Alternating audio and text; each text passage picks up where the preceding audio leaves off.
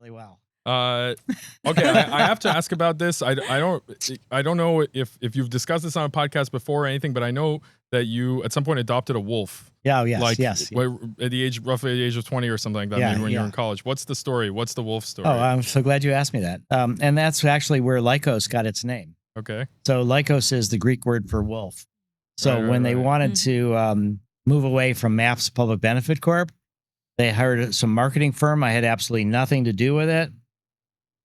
And they picked Lykos as sort of like a link to the founder. All right. So you may have heard a book called Zen and the Art of Motorcycle Maintenance. Yeah. Have you read that? You know, I had a roommate in college who was obsessed with that book, and I've literally, it's been whatever, 15 years since I was in college, and I still haven't read it yet. He was recommending it to me for years. Ah, okay. So maybe I should read it. I would recommend it. I loved it. And there was a character in it. The main character is someone who is obsessed with quality. So it's like philosophy. He's obsessed with quality, but he takes it too far. He goes crazy. He gets electroshock. And the story is about him and his sons reuniting as they travel across America on a motorcycle with a friend of his, and how he approaches repairing the motorcycle. So Zen and the Art of Motorcycle Maintenance. But his alter ego is called Phaedrus. And Phaedrus is a character in the Plato dialogues. He's someone, it's in the dialogue about love. And despite how much Robert Pirsig was the author, and in this book, he claimed that Phaedrus was the Greek word for. Later, he realized that was wrong. It was Lykos, but at least, so I read this book. So I'm turning 21. I'm deciding I want a dog. My parents were tremendous in every respect, except for, I would say, my mother didn't want us to have any pets because they would make the house filled with dog hair and all this. So we never had a pet growing up. Actually, my grandparents took me to Florida when I was like 12 years old, 10 years old, something like that. And you could buy alligators, baby alligators, for like $1 or something. You'd get them mailed to you, this cardboard box. So I bought a baby alligator and I had it mailed to me in Chicago, and I built this pen. So that was my only pet, was this baby alligator. It was killed by a squirrel eventually. But other than that, I had no pets. So I decided I want this dog.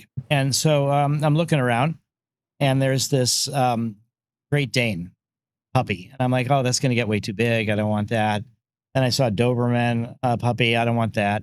And then this friend of mine saw an ad in the paper, and she said, I just saw this ad in the paper. The Humane Society is looking for people to take care of wolves. And I was fairly shy and insecure. I was about to become 21. And I thought, wow, this is incredible. A wolf. Not only that, but wolves are born with their eyes closed, and it takes them a day or two to open their eyes. And the Humane Society had shut down a wild animal breeding operation. This was in Sarasota, Florida, which was the winter home of the Ringling Brothers Circus and a lot of carnivals and stuff.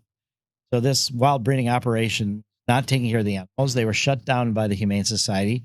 The female wolf was pregnant, and the zoos were full and the sanctuaries.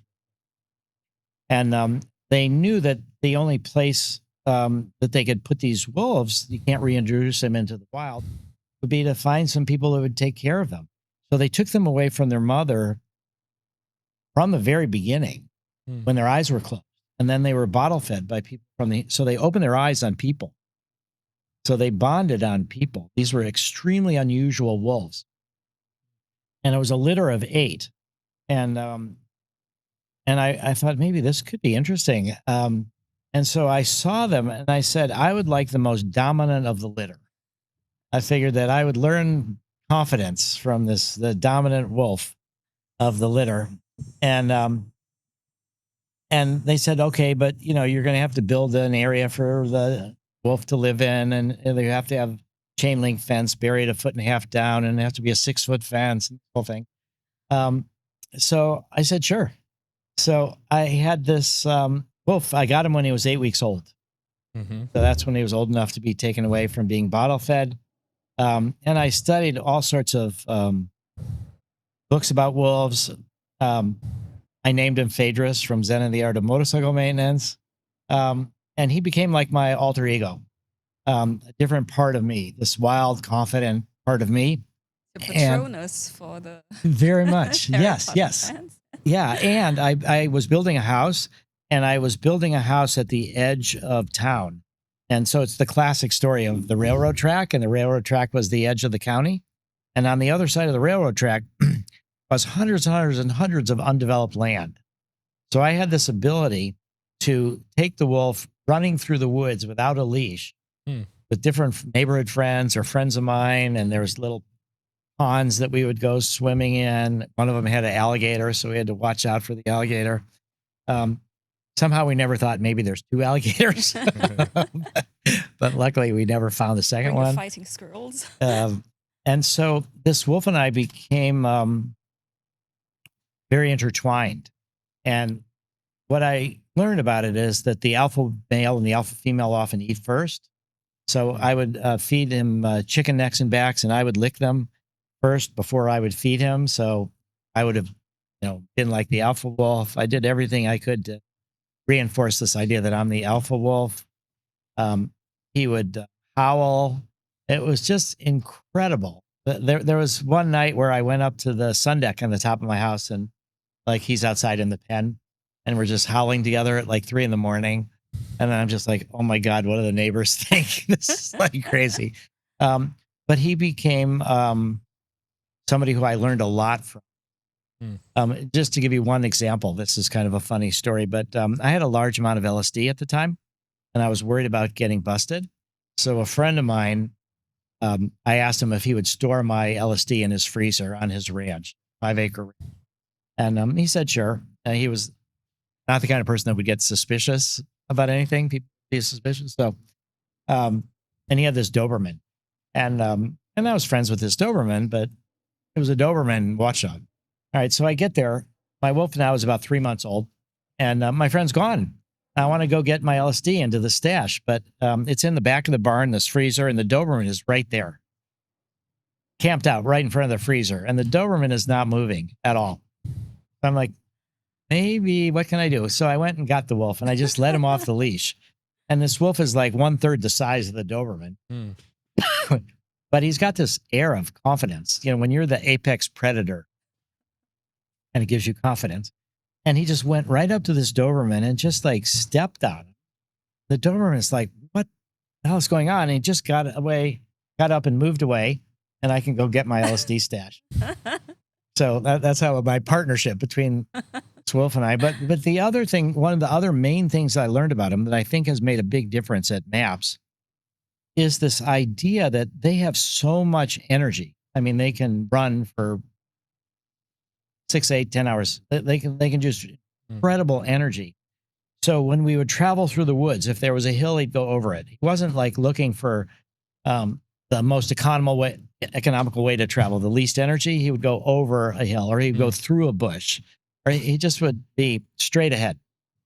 And obstacles became opportunities for energy, opportunities for work, so that I felt like with all the setbacks that we had at MAPS, it's just another opportunity to work harder, to figure another way through.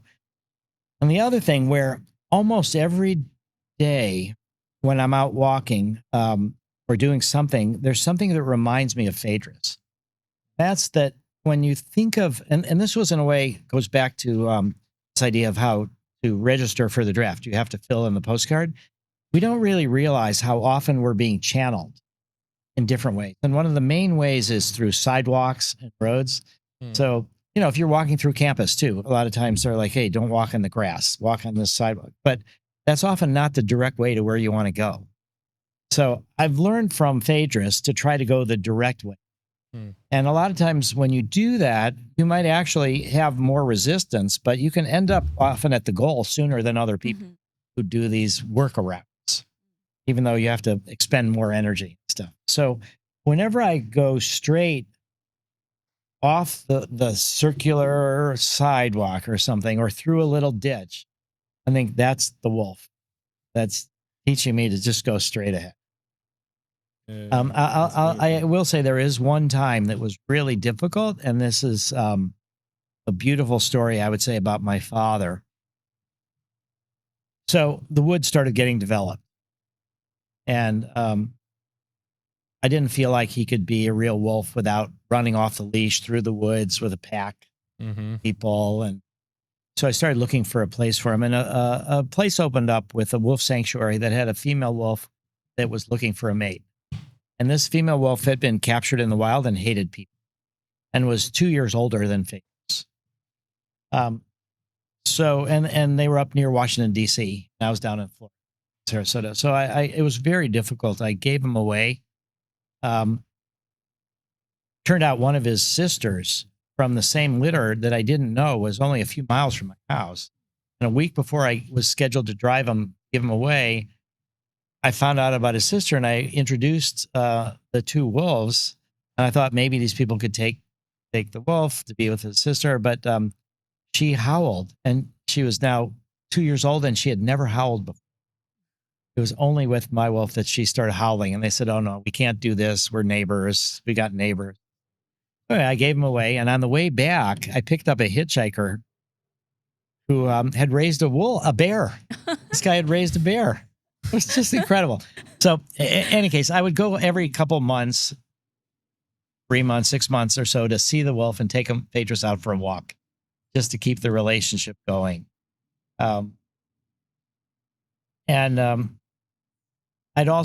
was a girl, Holly, who was a neighborhood girl, who was really older brothers with dogs and snakes and stuff. So she was not scared of animals. She became the best friend of Phaedrus. So it was like this neighborhood girl, me, and Phaedrus were this sort of team. And I've kept in touch with her. And actually, at the end of this year, my family and I are going to go see Holly and go out to see wolves in Montana. And she's a nature photographer and stuff. All right. So anyway, now it's 2 years after I've given him up. Phaedrus is 4, and I go visit him. And I go to take him out for a walk. And he has this growl. And this growl, I tell myself, it's to this female wolf. This female wolf doesn't like people. He wants to be with me. She doesn't want that. He's telling her no. So that's how I interpreted it. So then the fella, Ruffin Harris, was the guy that had the sanctuary. He had a glove. He had a chain link leash, and he had Phaedrus on a leash, and he was going to give me Phaedrus to go take for a walk. And I started petting Phaedrus, and Phaedrus didn't welcome my touch. So I could see that there was something going on. Wolves at the age of 4, and that's around the age that they find their way in the pack. So I figure, okay, I have to reassert my dominance. So I got 6 feet away. I'm staring down at him, and I'm just looking at him. This goes on and on and on. And then it's like he's looking past me, like he doesn't notice me anymore in a way. And then there's this, it's like he tenses his muscles. There's this ripple that goes through his body. And then all of a sudden he leaps at me. And he leaps at me so fast that he pulls the chain out of the guy's gloved hand. And he's coming right at my head, this now 4-year-old wolf. And this used to be the way that we would play. We would wrestle all the time. So he would try to push me down. I would try to flip him on his back, get his back paw and flip him on his back. And we do this at dark in the night in his pen where there's a lot of vegetation. And he would come at me from a different angle. And we would do this for extended periods of time. It was really, really fun. So now, though, it's a different story. Now he's coming at me, fearsome, kind of, and I'm out of practice. So I try to hit his jaw right at the right spot where it pushes it away, but I miss, and he gets my wrist right in his jaw. And he's now like a foot away from my eyes. He's sailing through the air. He crunches down on my wrist, and he just looks at me like I could go further, but I won't. He lets go, and Ruffin gets him on the chain and takes him away, and I could... that was it. I could never be with him again. He challenged me for dominance. He saw me as another wolf, and I was unprepared to fight the way wolves fight. I would be more hurt. And so I was really sad, and really, this was the end of an era. And so I'm crying, and I call my parents just to say what happened. And my dad, to his credit, said, "What's the problem? You did it to me." Amazing. And I'm like, I did do it to you when I was 18 and said, "I'm dropping out of college. I want to study LSD and I want you to pay for it." And they did. So that reframed everything. So now Yeah. Phaedrus is his own wolf. He challenged me for dominance. I was never able to be with him again, but and that was quite a long time. He's no longer alive. But I'd say it's one of the main influences in my entire life. Hmm. And that's how Lykos got its name. Yeah, that's like I call stuff like that like experimental philosophy, you know, because it's like the wolf is, in a way, it's an experiment. You can look at the wolf is a natural system, but it actually contains some philosophy. Like you can see it evolving, right? And it's Yeah. not human, but it contains some wisdom, right? Because it also like the wolf is subject to a lot of the game theory that people are and things like that. So Yeah, you I think can that's get some philosophy out of it experimentally rather than by coming to that conclusion yourself. You can actually watch the wolf, right? yeah. So it has a Well, little the bit other of thing like, too is that I think wolves are a lot like psychedelic, in the say that they are the repository of our cultural fears. Hmm.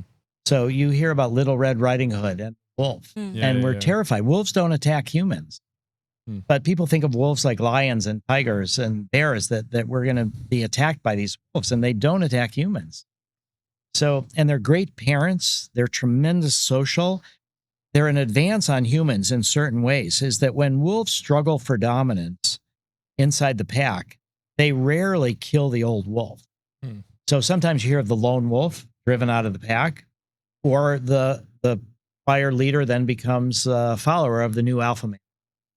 Occasionally they'll kill the old wolf, but not that often. Hmm. So humans kill each other all the time. I think wolves have evolved in some more advanced ways. More pro-social in More, that sense. yeah, more pro-social in that sense. And so it was just this, where psychedelics are the repository of our fears. And it's really fears of ourselves. Fears what psychedelics bring to the surface from inside us. And wolves, I think, are similarly demonized, but when you understand the reality, they're not that